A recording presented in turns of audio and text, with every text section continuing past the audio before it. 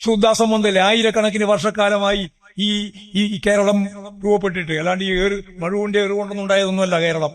അത് ഞാനല്ല പറഞ്ഞത്, അത് പറഞ്ഞ സന്യാസി വര്യൻ, ഒരു ശുഭ്രവസ്ത്രധാരിയായ സന്യാസി വര്യനുണ്ട്. പേരറിയോ? തിരുവനന്തപുരക്കാരനാണ്. ഈ കേരളത്തെ ഏറ്റവും വലിയ ആദരവ് നേടിയിട്ടുള്ള മനുഷ്യനാണ്. ആരാ?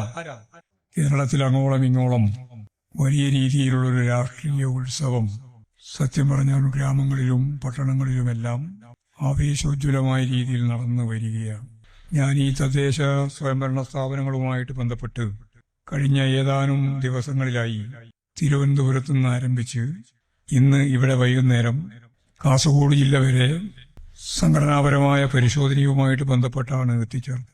കേരളത്തിന്റെ ഇതപര്യന്തമുള്ള ചരിത്രത്തിൽ ഇന്നേ വരെ ഇടതുപക്ഷ ജനാധിപത്യ മുന്നണി നേടിയതിനേക്കാൾ മെച്ചപ്പെട്ട വിജയം ഈ വരുന്ന 9, 11 തീയതികളിൽ നടക്കുന്ന തെരഞ്ഞെടുപ്പിന്റെ ഭാഗമായി 13-ാം തീയതി വോട്ടെണ്ണി വൈകുന്നേരമാവുമ്പോഴേക്ക് രാജ്യത്തോട് പ്രഖ്യാപിക്കാനാവും എന്നാണ് എനിക്ക് മനസ്സിലായ പ്രധാനപ്പെട്ട കാര്യം.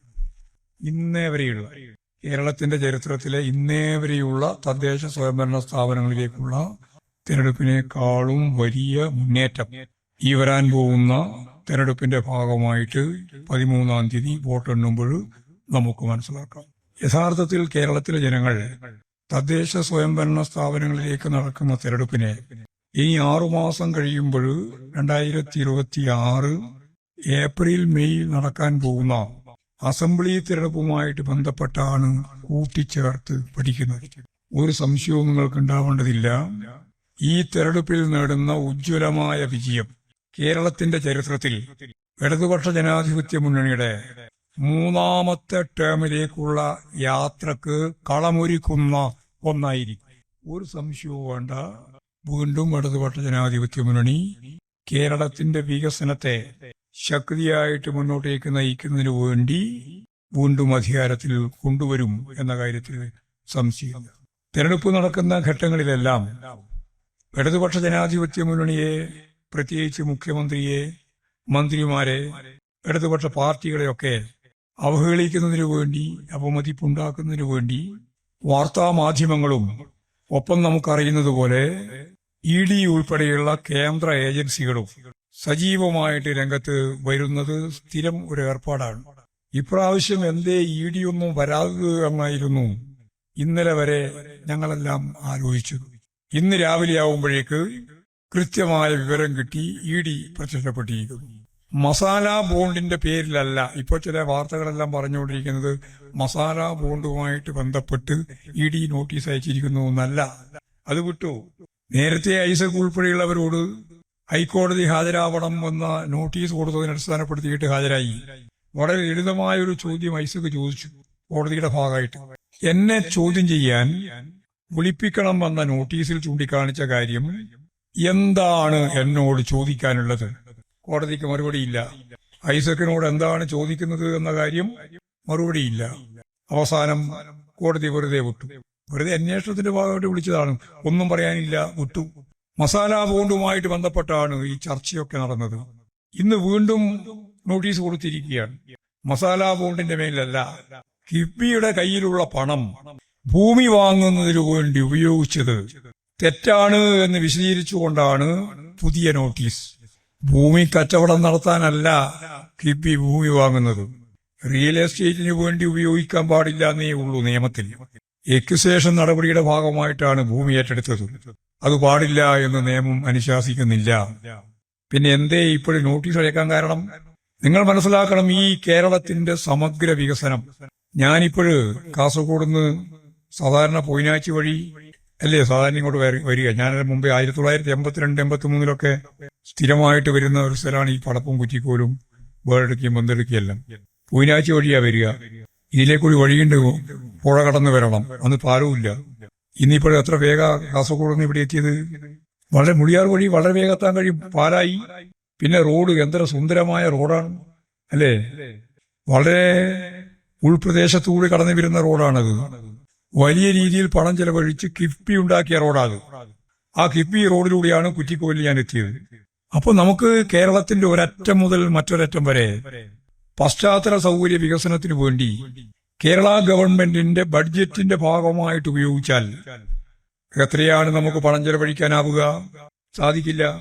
പക്ഷെ കഴിഞ്ഞ 9.5 വർഷം കൊണ്ട് ഏതാണ്ട് 1 ലക്ഷം കോടി രൂപയാണ് കിഫ്ബി വഴി കേരളത്തിന്റെ വികസനത്തിന് വേണ്ടി നിക്ഷേപിച്ചത്. എത്ര? ഓർമ്മയുണ്ടാവണം ഞാൻ പറയുന്നത്. ഞാൻ ചോദ്യം ചോദിക്കാനല്ലോ തുടങ്ങിപ്പോ. പറഞ്ഞോ എത്രയാ? ഞാൻ പറഞ്ഞു എത്രയാ? 1 ലക്ഷം കോടി രൂപയുടെ വികസന പ്രവർത്തനം കിഫ്ബി വഴി ഈ കേരളത്തിൽ ഒരറ്റം മുതൽ മറ്റൊരറ്റം വരെ റോഡിന് വേണ്ടി, പാലത്തിനു വേണ്ടി, സ്കൂളിന് വേണ്ടി, ആശുപത്രി കെട്ടിടത്തിന് വേണ്ടി, ഇങ്ങനെ ഏറ്റവും ശ്രദ്ധേയമായ മേഖലക്ക് വേണ്ടി ചെലവഴിക്കാൻ നമുക്ക് സാധിച്ചു. ഇത് ഇന്ത്യയിൽ ഒരു സംസ്ഥാനത്തിനും സാധിച്ചതല്ല. കേരളം ഭാവനാപൂർവം പ്ലാൻ ചെയ്തൊരു പദ്ധതിയാണ് കിഫ്ബിയെ ഈ തരത്തിലേക്ക് മാറ്റിയത്. കിഫ്ബി ഞങ്ങൾ ഉണ്ടാക്കിയതല്ല, UDFന്റെ കാലത്ത് ഉണ്ടാക്കിയതാണ്. അവിടെ മൃതപ്രായത്തിൽ കിടക്കുകയായിരുന്നു. അതിനെയാണ് ഞാൻ നേരത്തെ പറഞ്ഞ പദം ഉപയോഗിച്ചത്. ഭാവനാപൂർവം അതിനെ ഉപയോഗിച്ച് ഈ കേരളത്തിന്റെ വികസനത്തിന്, പ്രത്യേകിച്ച് പശ്ചാത്തല സൗകര്യ വികസനത്തിന് 1 ലക്ഷം കോടി രൂപ മുടക്കി നിക്ഷേപം നടത്തി. അതിന്റെ ഭാഗമായിട്ട് ലോകോത്തരമായ രീതിയിലുള്ള സൗകര്യങ്ങളാണ്. റോഡായാലും, പാലായാലും, സ്കൂളായാലും, പ്ലേ ഗ്രൗണ്ട് ആയാലും നിരവധിയായ സംവിധാനം. നാഷണൽ ഹൈവേ നിങ്ങൾ ആലോചിച്ച് നോക്ക്. നാഷണൽ ഹൈവേ വേണ്ടെന്ന് പറഞ്ഞത് പോയതല്ലേ ഉമ്മൻചാണ്ടി? പിണറായി ഗവൺമെന്റ് വന്നപ്പോഴാണ് അതിന് ജീവൻ വെച്ചത്. അങ്ങനെ ജീവൻ വെച്ചപ്പോൾ നാഷണൽ ഹൈവേ അതോറിറ്റി പറഞ്ഞു, കേരളത്തിലെ ഭൂമിക്ക് വലിയ വിലയാണ്, ഭൂമി ഏറ്റെടുത്ത് തന്നാൽ ഞങ്ങൾ റോഡുണ്ടാക്കാം. ഇന്ത്യയിൽ ഒരു സംസ്ഥാനത്തോടും പറഞ്ഞിട്ടില്ല കേട്ടോ, നമ്മളോട് മാത്രം. നിങ്ങൾ ഭൂമി ഏറ്റെടുത്ത് തരണം, ബാക്കി കാര്യം ഞങ്ങളേക്കാം. എവിടെയാണ് ഭൂമി ഏറ്റെടുത്ത് കൊടുക്കുക? ആയിരക്കണക്കിന് കോടി രൂപ വേണം. അവസാനം ഗത്യന്തരില്ലാതെ പിണറായി വിജയൻ ഗവൺമെന്റ് സമ്മതിച്ചു. 25% പണം ഞങ്ങൾ തരാം. ഇന്ത്യയിൽ ഒരു സംസ്ഥാനത്തോടും വാങ്ങാതെ നമ്മളോട് ഈടാക്കി. 5600 കോടി രൂപയാണ് കേരളത്തിലെ ഗവൺമെന്റ് നാഷണൽ ഹൈവേ 66 വേണ്ടി മറ്റൊരു സംസ്ഥാനവും നൽകാത്ത രീതിയിൽ നമ്മൾ നൽകിയത്. 5600 കോടി. ഈ 5600 കോടി ആരാ കൊടുത്തത്? ആരാ പറയട്ടെ? ആരാ ഈ 5600 കോടി രൂപ കേരള ഗവൺമെന്റിന് വേണ്ടി കൊടുത്തത്? കിഫ്ബിയാണ്. അങ്ങനെ കിഫ്ബിയുടെ കേരളത്തിന്റെ മാത്രമല്ല ലോക ശ്രദ്ധ ആകർഷിക്കുന്ന രീതിയിലുള്ള ഒരു വികസന പരിപ്രേക്ഷ്യം UDFകാർക്ക് ഉൾപ്പെടെ ഇപ്പോഴത് തള്ളിപ്പറയാൻ കഴിയാത്ത രീതിയിൽ 140 മണ്ഡലത്തിലും കിഫ്ബിയുടെ വികസന പ്രവർത്തനങ്ങൾ എത്തിയിട്ടുണ്ട്. അതിനെ തകർക്കുന്നതിനു വേണ്ടി ആദ്യം ശ്രമിച്ചിരുന്നു.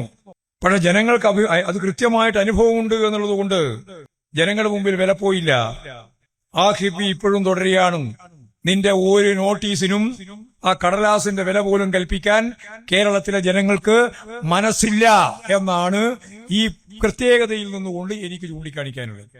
ഭയപ്പെടുത്താനൊന്നും നോക്കണ്ട. കേരളത്തിലെ ഇടതുപക്ഷ മുന്നണി ഗവൺമെന്റിനെ ഭയപ്പെടുത്തി കീഴ്പ്പെടുത്തി കളയാമെന്നൊന്നും ഏത് ഏജൻസി വന്നാലും ആ ഏജൻസിക്ക് അത് സാധിക്കില്ല എന്ന കാര്യം എത്രയോ പ്രാവശ്യം തെളിഞ്ഞതാണ്. ഇപ്പോഴും അത് തന്നെയാണ് മറുപടി. പിന്നെ ഇടതുപക്ഷ ജനാധിപത്യ മുന്നണി ഗവൺമെന്റ് 2 കാര്യങ്ങളാണ് ഈ തെരഞ്ഞെടുപ്പിന്റെ ഭാഗമായിട്ട് പ്രത്യേകിച്ച് മുന്നണി മുന്നോട്ടേക്ക് വെക്കുന്നത്. ഒന്ന്, വർഗീയതക്കെതിരായ അതിശക്തിയായ മുന്നേറ്റമാണ്. വർഗീയത എന്ന് പറയുന്നത് ഹിന്ദു വർഗീയതയാണ് അതിന്റെ ഏറ്റവും വലിയ അപകടകരമായ വർഗീയത. BJPയും RSSും തന്നെയാണ്. ചാതുർവർണ്ണ വ്യവസ്ഥ വേണമെന്നാണ് ഇപ്പോഴും വാദിക്കുന്നത്. ചാതുർവർണ്ണ വ്യവസ്ഥ കഴിഞ്ഞ പാർലമെന്റ് തെരഞ്ഞെടുപ്പിന്റെ ഭാഗമായിട്ട് BJP MPമാരും മന്ത്രിമാരും പ്രധാനമന്ത്രി ഉൾപ്പെടെ പറഞ്ഞു, നമ്മുടെ ഭരണഘടന മാറ്റണം, എന്നിട്ട് പുതിയ ഭരണഘടന വേണം, അതിന് 430 സീറ്റ് ജയിക്കണം. അതിന്റെ ഭാഗമായിട്ടാണ് രാമക്ഷേത്ര ഉദ്ഘാടനം ചെയ്ത് പ്രചരണം നടത്തിയത്. വർഗീയവൽക്കരണത്തിന്റെ പ്രചാരവേല എല്ലാം കഴിഞ്ഞു നോക്കിയപ്പോ 240 സീറ്റാ കിട്ടിയേ. ഒറ്റക്ക് ഭൂരിപക്ഷം ഇല്ല. കൂട്ടുകക്ഷി മന്ത്രിസഭയാണ് ഇപ്പൊ നിലവിലുള്ളത്. അപ്പൊ വീമ്പിളക്കി പറഞ്ഞത് ഈ ഭരണഘടന മാറ്റാൻ, പൂർണ്ണമായിട്ട് മാറ്റാൻ 2025 ആവുമ്പോഴേക്ക് RSSന്റെ 100ാം വാർഷിക ദിനാചരണത്തിന് ഈ ഇന്ത്യ ഒരു ഹിന്ദുത്വ രാജ്യം എന്ന് പ്രഖ്യാപിക്കാൻ ഞങ്ങൾക്ക് സാധിക്കത്തക്ക രീതിയിൽ ചാതുർവർണ്ണ വ്യവസ്ഥയിൽ അധിഷ്ഠിതമായ മനു സിദ്ധാന്തത്തിന്റെ ഭാഗമായി ഒരു പദവും കൂടി ഇടക്കിടക്ക് ഇങ്ങനെ പറയലുണ്ട് RSകാർ. അതെന്താ അറിയോ ആ പദം? എന്താ? സനാതന ധർമ്മം. RSകാർ സ്ഥിരം പറഞ്ഞുകൊണ്ടിരിക്കുന്നതാണ് സനാതന ധർമ്മം. എങ്ങനെ?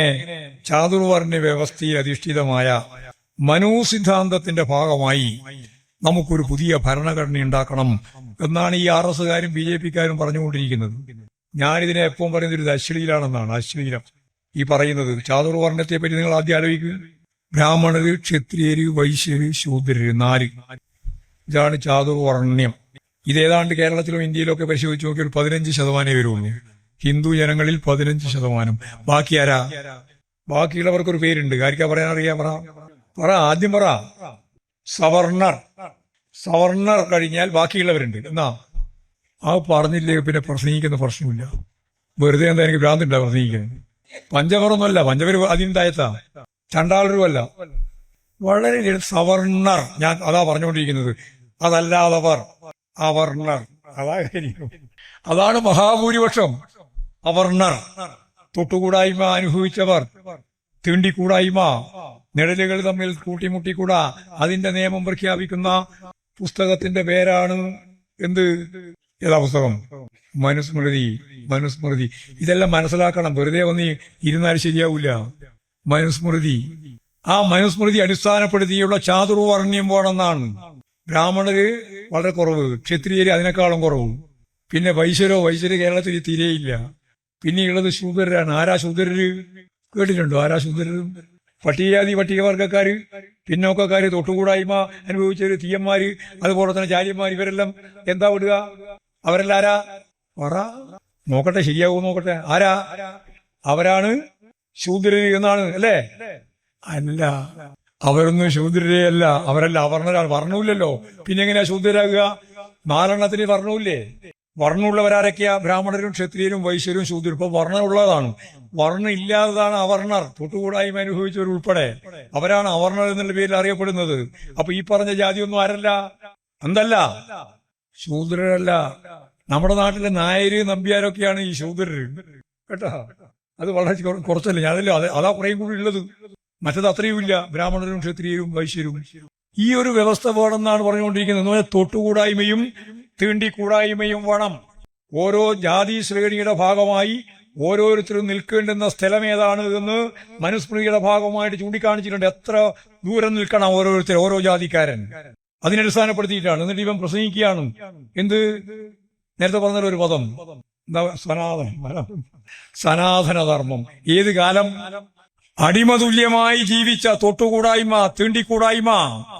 ചെറുമക്കളെ പിടിച്ചുകൊണ്ട് പോയിട്ട് ചിറ ഉറക്കാതിരിക്കുമ്പോൾ ഉറക്കാതെ ചിറയിലേക്ക് ഈ പച്ച മനുഷ്യനെ പിടിച്ചുകൊണ്ട് പോയിട്ട് അതിന്റെ അകത്ത് ചേർത്ത് അവന്റെ മജ്ജയും അവന്റെ മാംസവും അവന്റെ ശരീരത്തിന്റെ എല്ലാ ഭാഗങ്ങളും ഉൾച്ചേർത്ത് ഒപ്പം ചേർത്ത് ചിറകെട്ടിയ കാലം ജന്മിമാര്, ഭൂപ്രഭുക്കന്മാര്.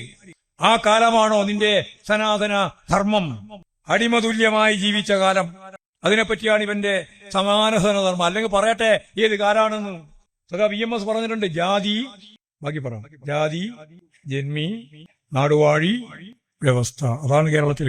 അതിന്റെ മേലെ ബ്രിട്ടീഷ് ആധിപത്യം. ഈ ജാതി, ജന്മി, നാടുവാഴി വ്യവസ്ഥയാണ് നൂറുകണക്കിന് വർഷക്കാലം നിലനിന്നിരുന്നത്. നിങ്ങളറിയണം നമ്മുടെ ഭൂമി എങ്ങനെയാ, ഈ കേരളം എങ്ങനെയാണ് ഉണ്ടായത് എന്നതിനെ സംബന്ധിച്ചിടത്തോളം ഇപ്പോൾ RSകാർക്ക് പറഞ്ഞുകൊണ്ടിരിക്കുന്നത് ഇത് പണ്ടേ ഉള്ളതാണെന്നാണ്. ഈ ജാതിയും മതവും ഒക്കെ പണ്ടേ ഉള്ളതാണ്, മാറ്റാൻ പറ്റില്ല എന്നാണ്. ഇങ്ങനെയാണ് പ്രസംഗിച്ചുകൊണ്ടിരിക്കുന്നത്. ശുദ്ധ അസംബന്ധാണ്, കളവാണ്. കേരളം ഉണ്ടായത് എങ്ങനെയാണ്? ഒരു ഐതിഹ്യമുണ്ട്, എല്ലാവർക്കും അറിയുന്ന ഒരു ഐതിഹ്യമാണ്. ചെറിയ ക്ലാസ്സിലൊക്കെ പഠിപ്പിക്കുമ്പോൾ ടീച്ചർമാരെല്ലാം പറഞ്ഞു പഠിപ്പിക്കുകയാണ്. എന്താ ഐതിഹ്യം? പരശുരാമൻ, പണ്ടൊരു പരശുരാമൻ ഉണ്ടായിരുന്നു. അപ്പൊ എന്ത് ചെയ്തു പരശുരാമൻ? ഒരു മഴുവും കൊണ്ടവിടെ പോയി ഗോകർണത്ത് കയറി. അവിടുന്ന് ആ മഴു ഒരൊറ്റ ഏറാണ് അവിടത്തേക്ക്. ഇവിടെ കന്യാകുമാരിയിലേക്ക്. അങ്ങനെ ആ മഴു പോയിട്ട് കന്യാകുമാരിയിൽ വീണു. അപ്പോഴിതാ കടലായിരുന്നു. ആ കടലിൽ നിന്ന് ഈ ഇങ്ങേയറ്റം കന്യാകുമാരി വരെയുള്ള ഭാഗം മുഴുവൻ കരയായി. ഇതാണ് പഠിപ്പിക്കുന്ന ഐതിഹ്യം. ഇത്രയും സാധാരണ പറയുന്നതാണ്. അതിന്റെ അപ്പുറം പറഞ്ഞതാണ് വർഗപരമായ കാര്യം. അതിന്റെ അപ്പുറം പറഞ്ഞെന്നാ, ഈ ഭൂമി കരയായി മാറിയ കടലിലെ വീണ്ടെടുത്ത ഈ ഭൂമി, ബാക്കി പറ, ഈ ഭൂമി കിട്ടുന്നില്ല അല്ലെ? ഭൂമി ആർക്ക് കൊടുത്തു? ബ്രാഹ്മണർക്ക് കൊടുത്തു. അതാണ് അതിന്റെ വർഗപരമായ കാര്യം. ഈ ഐതിഹ്യം ആർക്ക് വേണ്ടിയിട്ടാണെന്ന് പറയാനാണ്. അപ്പോ കേരളം ആരതാ? പരശുരാമൻ വീണ്ടെടുത്ത് കടലിൽ നിന്ന് കരയുണ്ടാക്കി. ആ കര ആർക്ക് കൊടുത്തു? ബ്രാഹ്മണർക്ക് കൊടുത്തു. അപ്പോ ബ്രാഹ്മണ്യം. അപ്പൊ കേരളം ആരതാ? ബ്രാഹ്മണരുടേത്. അതാ വ്യാപകമായി വിശദീകരിച്ചുകൊണ്ടിരുന്നത്. ശുദ്ധാസംബന്ധല്ലേ? ആയിരക്കണക്കിന് വർഷക്കാലമായി ഈ കേരളം രൂപപ്പെട്ടിട്ട്. അല്ലാണ്ട് ഈ മഴുവിന്റെ ഏറുകൊണ്ടൊന്നും ഉണ്ടായതൊന്നുമല്ല കേരളം. അത് ഞാനല്ല പറഞ്ഞത്, അത് പറഞ്ഞ സന്യാസി വര്യൻ, ഒരു ശുഭ്രവസ്ത്രധാരിയായ സന്യാസി വര്യനുണ്ട്. പേരറിയോ? തിരുവനന്തപുരക്കാരനാണ്. ഈ കേരളത്തെ ഏറ്റവും വലിയ ആദരവ് നേടിയിട്ടുള്ള മനുഷ്യനാണ്. ആരാ? ഒരു സന്യാസിയാണ്, മഹാനായ ചിന്തകനുമാണ്. ആർക്കെങ്കിലും അറിയോ? പറ, ആരെങ്കിലും പറ. ഇല്ലെങ്കിൽ മോശമല്ലേ നമുക്ക് കുറ്റിക്കോൾക്കാർക്കും. ആരാ? ഞാൻ തന്നെ പറയാറേ, അതാണ് ചട്ടമ്പി സ്വാമികൾ. കേട്ടിട്ടുണ്ടോ ചട്ടമ്പി സ്വാമികളെ? നവോത്ഥാന പ്രസ്ഥാന കാലഘട്ടത്തിലെ ഏറ്റവും ആദ്യത്തെ പേരാണ് ചട്ടമ്പി സ്വാമികൾ. അതിന്റെ ഒപ്പം തന്നെയാണ് ശ്രീനാരായണ ഗുരു, അയ്യങ്കാളി ഒക്കെ വരുന്നത്. ആ ചട്ടമ്പി സ്വാമികൾ പറഞ്ഞു, ബ്രാഹ്മണ്യത്തിന്റെ കാലത്ത് 8-ാം നൂറ്റാണ്ടിലാണ് കേരളത്തിൽ ജാതി ആരംഭിക്കുന്നത്. മനസ്സിലായില്ലേ? 8-ാം നൂറ്റാണ്ടിലാണ് ജാതി വ്യവസ്ഥ ആരംഭിക്കുന്നത്. അത് ബ്രാഹ്മണ്യത്തിന്റെ ഭാഗമാണ്, ബ്രാഹ്മണ മേധാവിത്വത്തിന്റെ ഭാഗമാണ്. അതുവരെ ജാതി വ്യവസ്ഥ ആ രീതിയിൽ കേരളത്തിൽ ഉണ്ടായിരുന്നില്ല. അപ്പൊ ഇതാണ് നമ്മുടെ മുമ്പിലുള്ള ചിത്രം.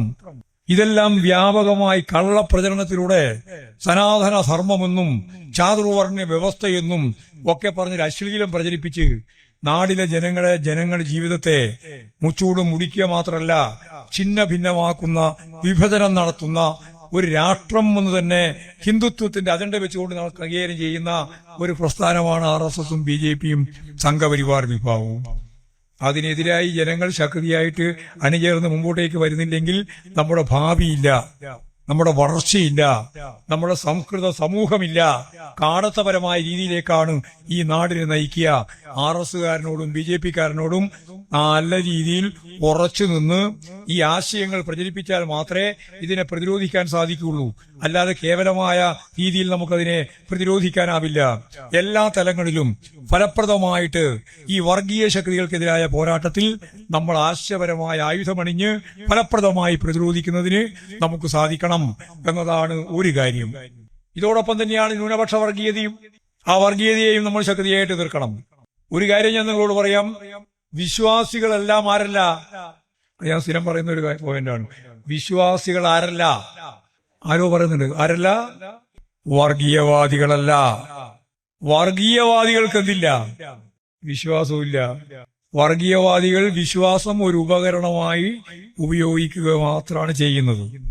അതുകൊണ്ട് വർഗീയവാദികൾക്കെതിരായി വിശ്വാസികൾ ഉൾപ്പെടെയുള്ള മുഴുവൻ മനുഷ്യരെയും ചേർത്തുകൊണ്ടാണ് ഇടതുപക്ഷ ജനാധിപത്യ മുന്നണി വർഗീയ വിരുദ്ധ പ്രസ്ഥാനം കൈകാര്യം ചെയ്യാൻ ഉദ്ദേശിക്കുന്നത് എന്ന കാര്യവും കൂടി ഞാൻ ഇതിന്റെ ഒപ്പം പറഞ്ഞു വെക്കുകയാണ്. നിങ്ങളിവിടെ ഇരിക്കുന്ന മഹാഭൂരിപക്ഷം ആരാണ്? പറഞ്ഞോ. ഇവിടെ ഇരിക്കുന്ന മഹാഭൂരിപക്ഷം ആരാന്ന്? വിശ്വാസിയാണോ അല്ല അവിശ്വാസിയാണോ? വിശ്വാസിയല്ലേ? അല്ലേ? അതെ. ഞാൻ പണ്ട് KSYFന്റെ ക്ലാസ്സിലെടുക്കാൻ വേണ്ടി പല ഭാഗത്തും പോയപ്പോ ഞാൻ ചോദിച്ചിട്ടുണ്ട്, നിങ്ങൾ വിശ്വാസിയാണോ? അപ്പൊ ഈ യുവജന ഫെഡറേഷന്റെ ഭാഗമായിട്ട് നിൽക്കുമ്പോ എന്ത് പറയണം? വിശ്വാസം ഇല്ല എന്ന് പറയണമെന്നാണ് അന്നത്തെ വിചാരം. അപ്പോ നമ്മുടെ ചെറുപ്പക്കാരായിട്ടുള്ള ചില ആളുകൾ, നമ്മളെല്ലാം ചെറുപ്പല്ലേ, അന്നേരം ഞാൻ നിങ്ങൾ വിശ്വാസിയാണോ എന്ന് ചോദിച്ചാൽ വിശ്വാസി അല്ലാത്തവർ കൈവന്തിക്കുന്നു പറഞ്ഞാൽ ചെറിയാള് കൈവന്തിക്കും. എനിക്ക് വിശ്വാസമില്ല. വിശ്വാസമില്ല എന്ന് പറഞ്ഞു കഴിഞ്ഞ ഉടനെ നമ്മുടെ നാട്ടിലെ പ്രധാനപ്പെട്ട ദൈവാരറിയോ? കണ്ണൂരിൽ പറശ്ശിനിക്കടവിൽ ആരാ?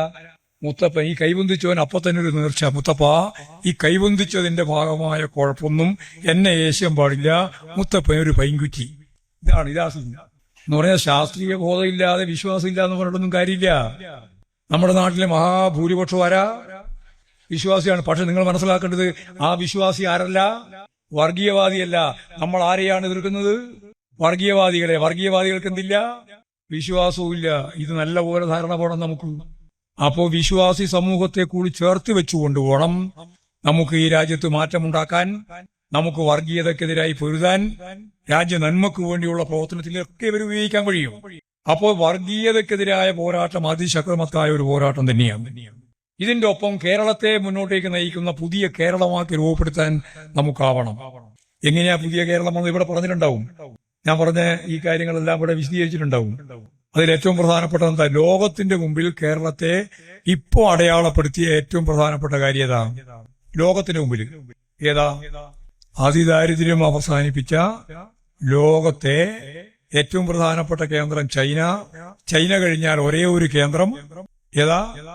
കേരളം. ഇനി അതിന്റെ ഒരു നിയമം പഠിക്കുന്നതന്നെയാണ്. കുറച്ച് അർത്ഥശാസ്ത്രം പറയാൻ പോകുന്നത്.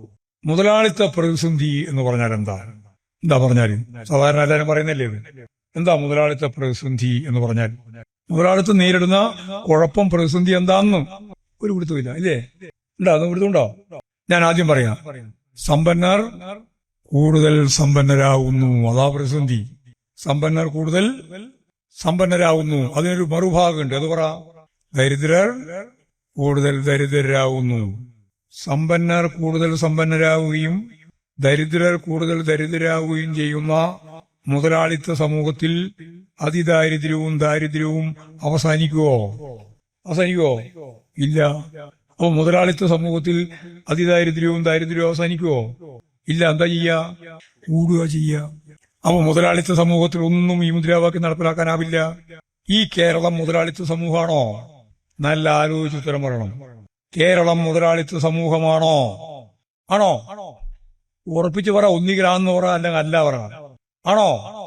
ഉണ്ടോ? രണ്ട് ഉത്തരായി. ഇടതുപക്ഷ ജനാധിപത്യ മുന്നണിക്കാർക്ക് തന്നെ തർക്കമായി. ഇതല്ലേ തർക്കം?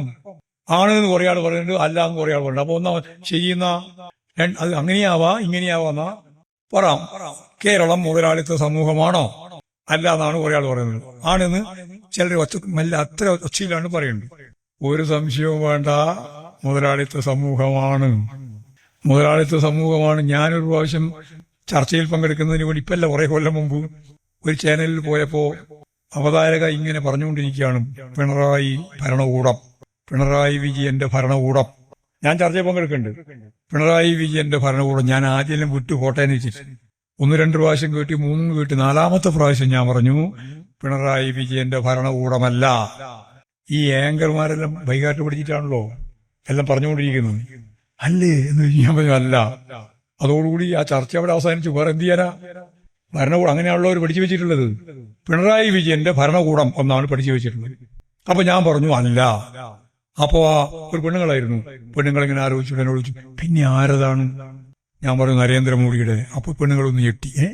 നരേന്ദ്രമോദി? കാരണം അവർക്ക് ആലോചിക്കാൻ തന്നെ സാധിക്കുന്നില്ല. നരേന്ദ്രമോദിയുടെ ഭരണകൂടമാണെന്ന് പറഞ്ഞപ്പോ പിന്നെ ആ ചർച്ച മുന്നോട്ടേക്ക് പോവില്ലല്ലോ. അപ്പൊ ഞാൻ പറഞ്ഞു എന്താണ് ഭരണകൂടം? പോലീസ്, പട്ടാളം, ജയിലർ ഉൾപ്പെടെയുള്ളതിനെ പറ്റിയല്ല നമുക്ക് ഭരണകൂടം എന്ന് പറയാം. അതിനെ പൊതുവായിട്ട് പറയുന്ന 4 കാര്യമുണ്ട്. ആർക്കറിയാം?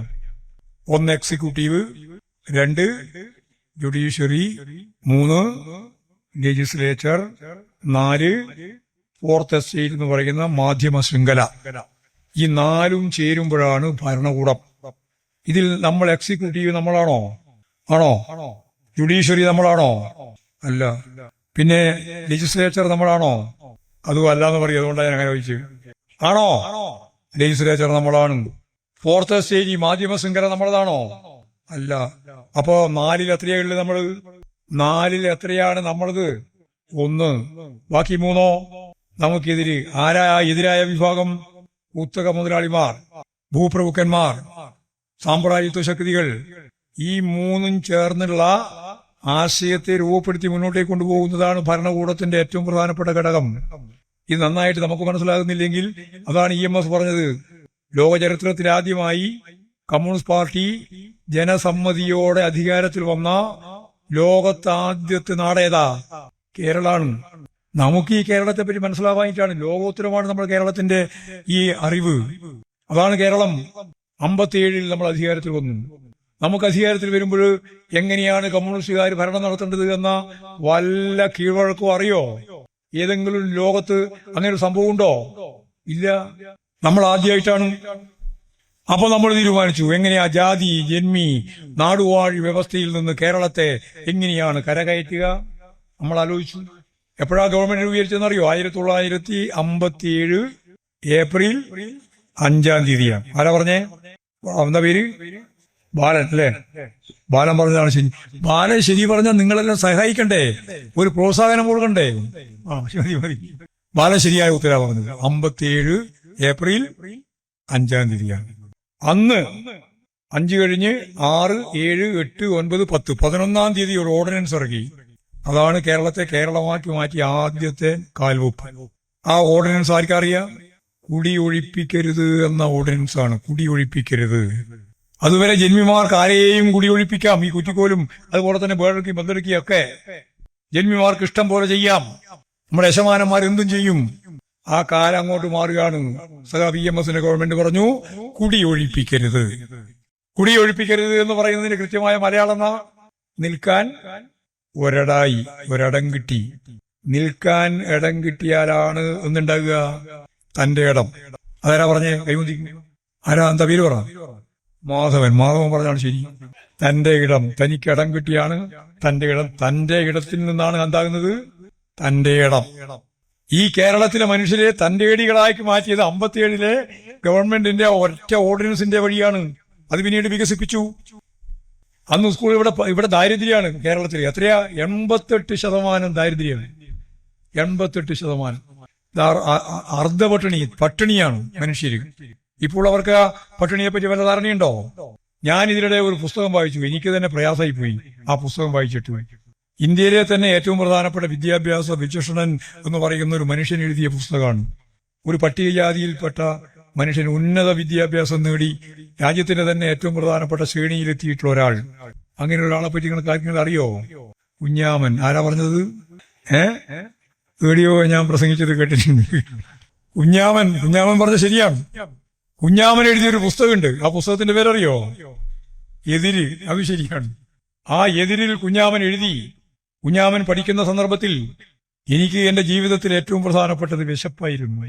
ഒരു നേരത്തെ വിശപ്പടക്കാൻ സാധിക്കുന്ന ഒരു സാഹചര്യത്തിന് വേണ്ടിയിട്ടായിരുന്നു എന്റെ പഠനം ഉൾപ്പെടെ എല്ലാം. ഗോൾഡ് മെഡൽ നേടുക എന്നുള്ളത് കുഞ്ഞാമന്റെ സ്ഥിരം ഏർപ്പാടാണ്. ഏത് പരീക്ഷയ്ക്ക് എഴുതിയാലും കുഞ്ഞാമനത് കിട്ടും, മെഡൽ കിട്ടും, ഉന്നത വിദ്യാഭ്യാസ ഘട്ടത്തിൽ വരെ. പക്ഷേ ആ സ്വർണ്ണ മെഡൽ അപ്പൊ തന്നെ കൊണ്ടുപോയിട്ട് വിൽക്കും. വിറ്റിട്ട് ഭക്ഷണ സാധനങ്ങൾ വാങ്ങും വീട്ടിൽ സ്വന്തം.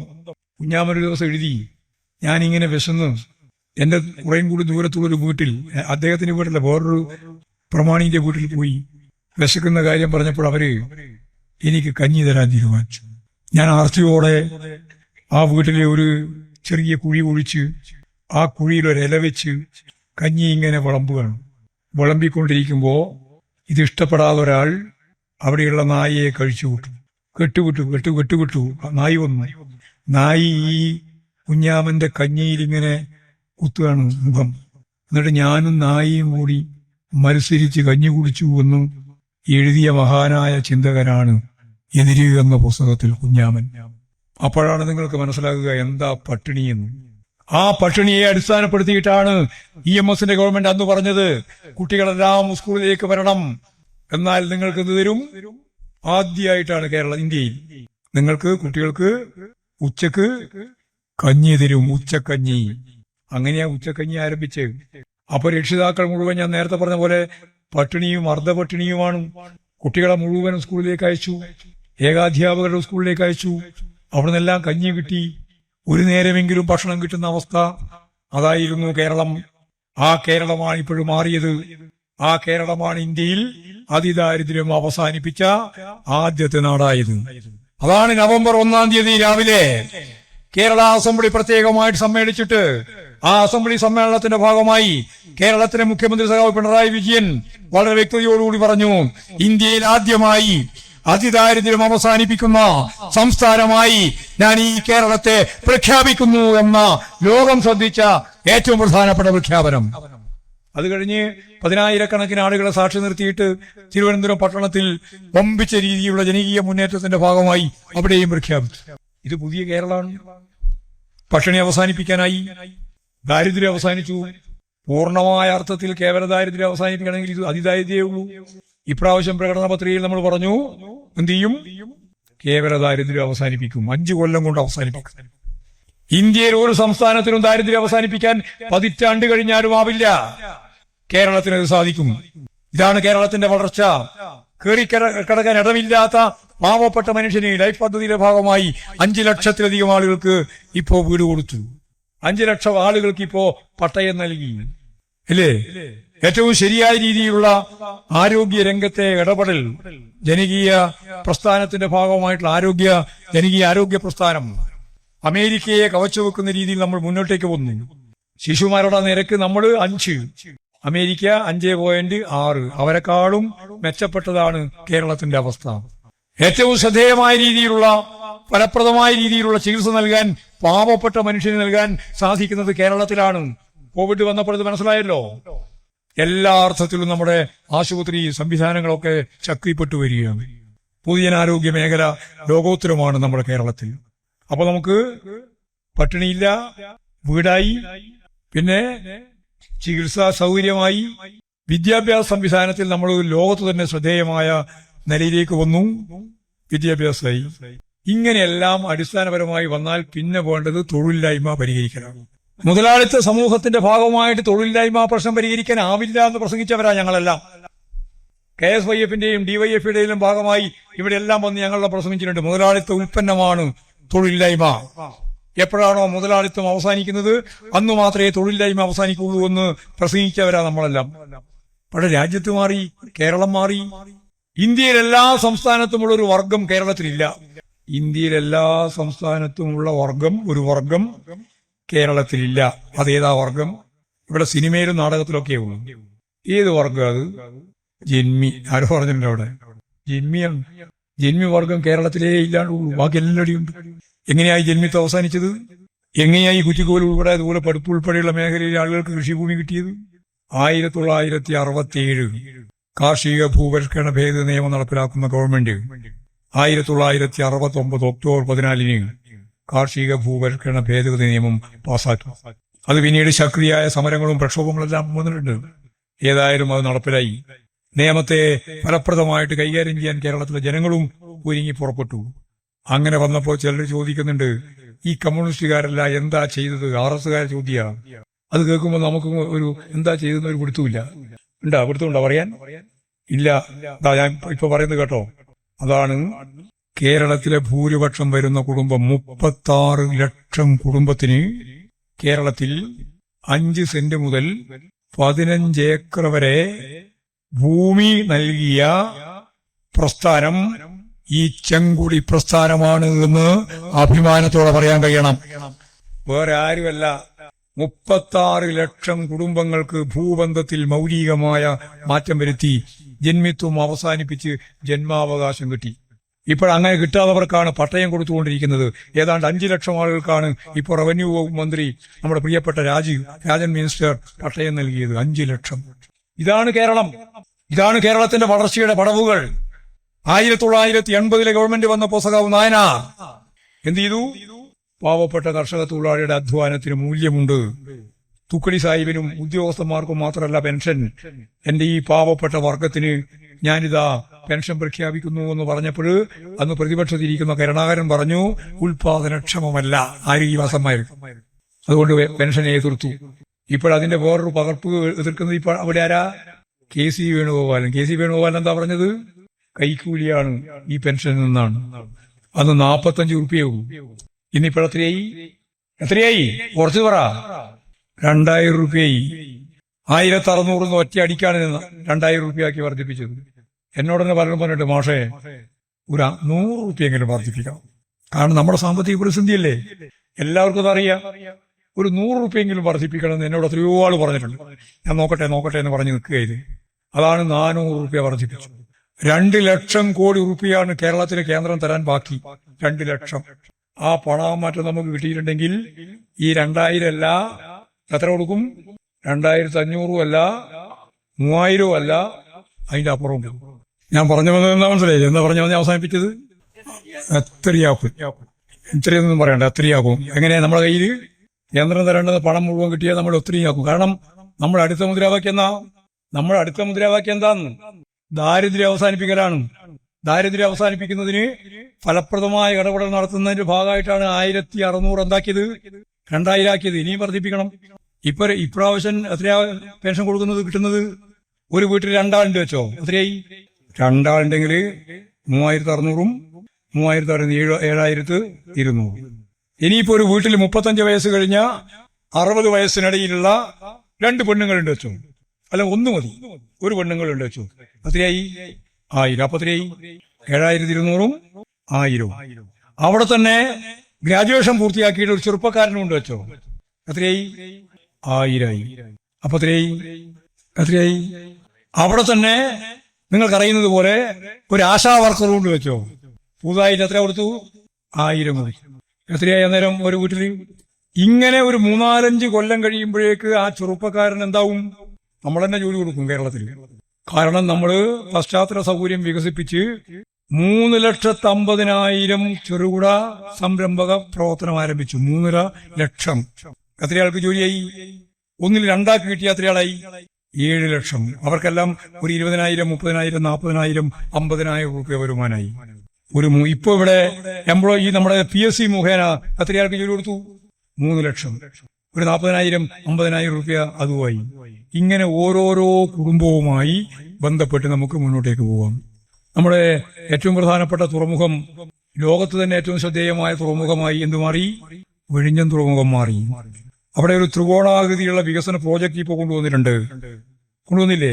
കൊല്ലം ജില്ലയുടെ ഇങ്ങേ അറ്റം മുതൽ അവിടെ തന്നെയുള്ള പുനലൂര്, അതിന്റെ അങ്ങേ അറ്റത്ത് വിഴിഞ്ഞം ചേർത്തുകൊണ്ടൊരു ത്രികോണം, ഒരു പുതിയ ടൗൺ പ്ലാൻ നടത്തുകയാണ്. അവിടെ ലോജിസ്റ്റിക് സംവിധാനം ഉയരുകയാണ്. അവിടെ വളരെ ഫലപ്രദമായിട്ടുള്ള നാഷണൽ ഹൈവേ അവിടത്തേക്ക് തന്നെ എത്തുകയാണ്. അതുപോലെ തന്നെ റെയിൽവേ സംവിധാനം വരികയാണ്.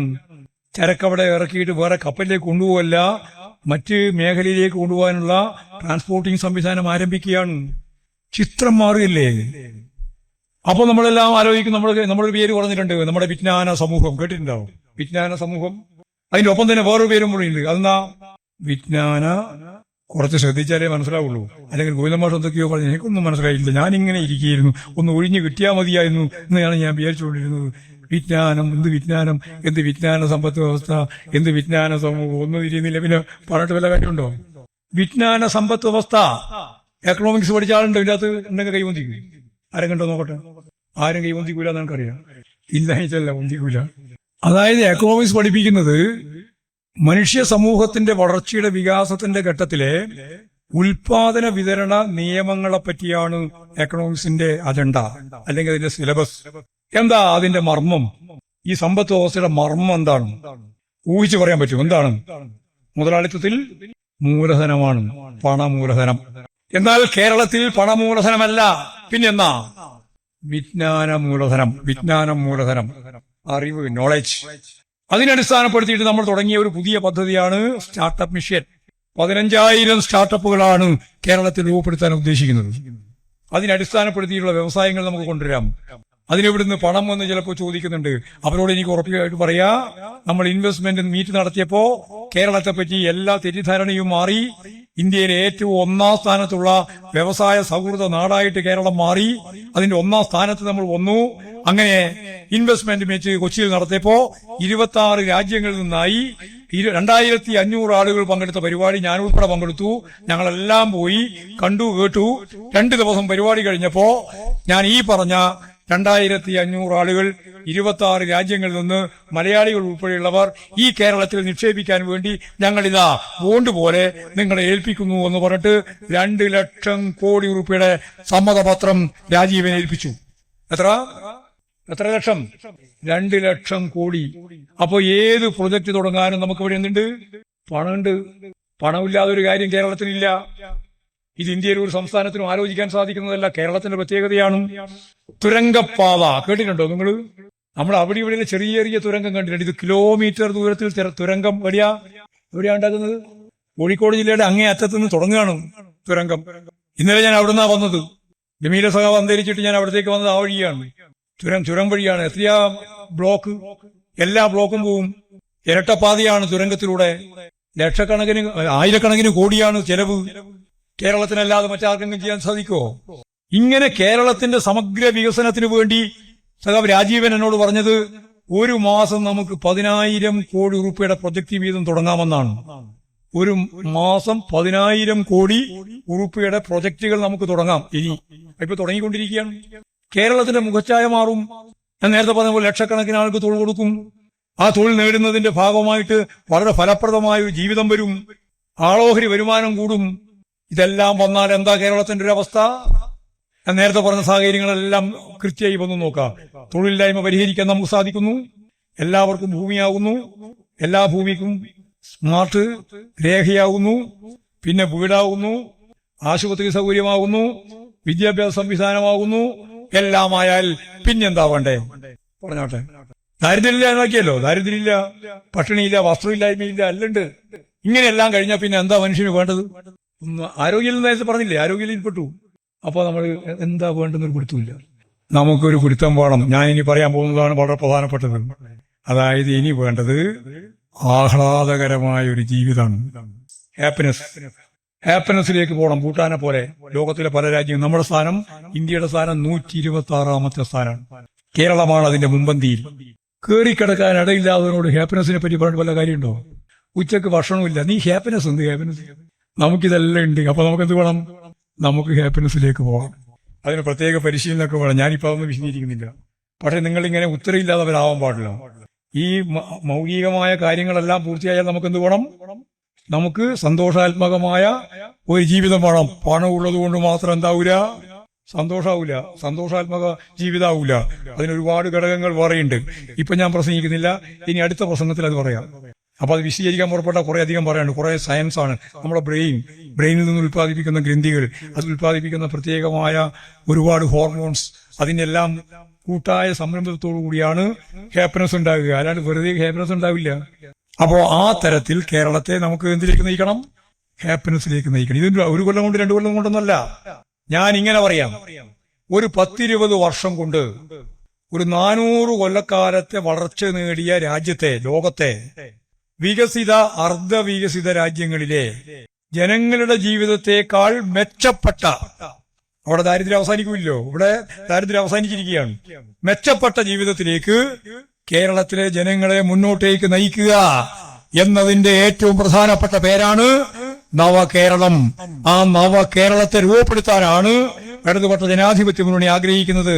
അതിന്റെ പശ്ചാത്തല സൗകര്യം മുഴുവൻ രൂപപ്പെടുത്തുന്നതും അതിനാവശ്യമായ രീതിയിലുള്ള ഏറ്റവും ശക്തമത്തായ മുൻകൈയോടെ പ്രവർത്തിക്കുന്നതും കേരളത്തിലെ ഏറ്റവും പ്രധാനപ്പെട്ട ഒരു ഗവൺമെന്റ് സംവിധാനം പോലെ തന്നെയാണ് നമ്മൾ പ്രവർത്തിക്കുന്നത്.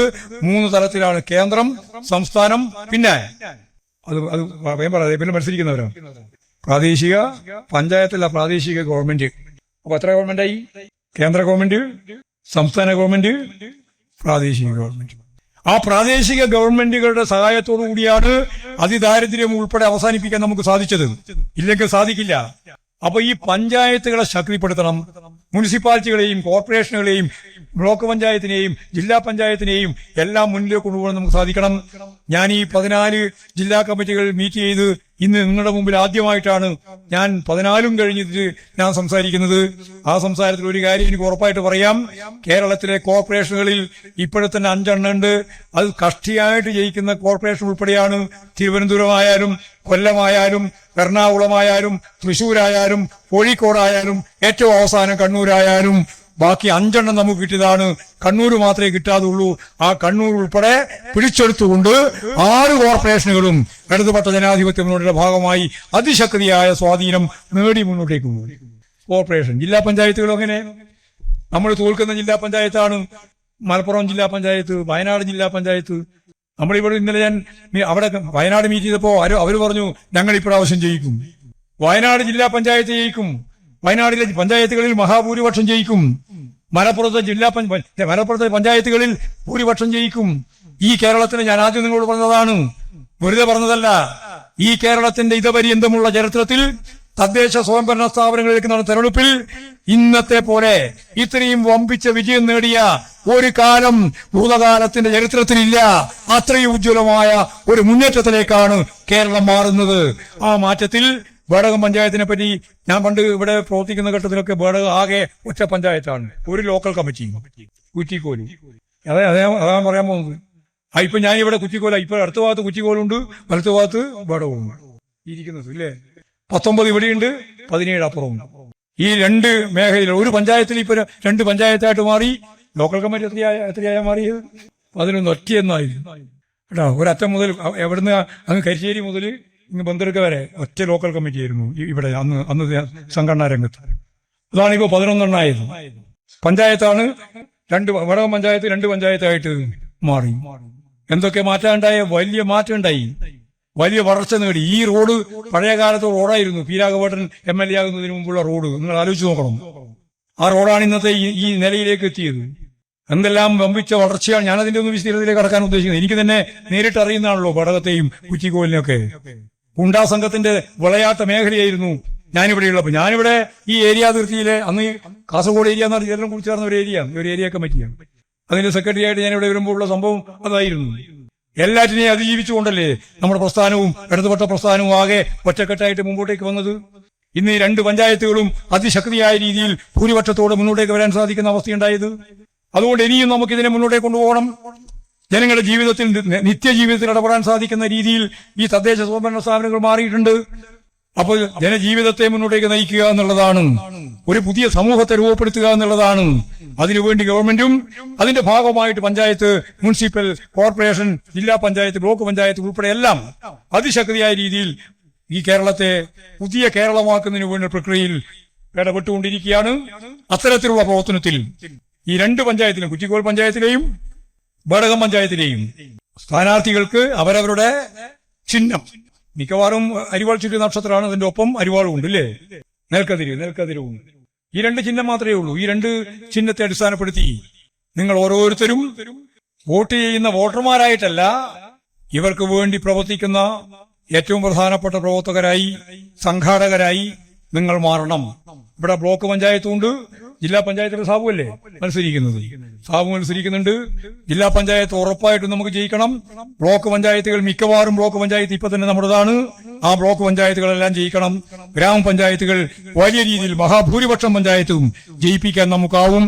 അത്തരത്തിലുള്ള പ്രവർത്തനത്തിൽ നിങ്ങളുടെ എല്ലാം പരിപൂർണമായ പിന്തുണയുണ്ടാവണം എന്ന് മാത്രം ചൂണ്ടിക്കാണിച്ചുകൊണ്ട് ഈ സമ്മേളനം ഔപചാരികമായി ഉദ്ഘാടനം ചെയ്തതായിട്ട് അറിയിച്ചുകൊണ്ട് ഞാൻ എന്റെ വാക്കുകൾ ഉപസംഹരിക്കുകയാണ്.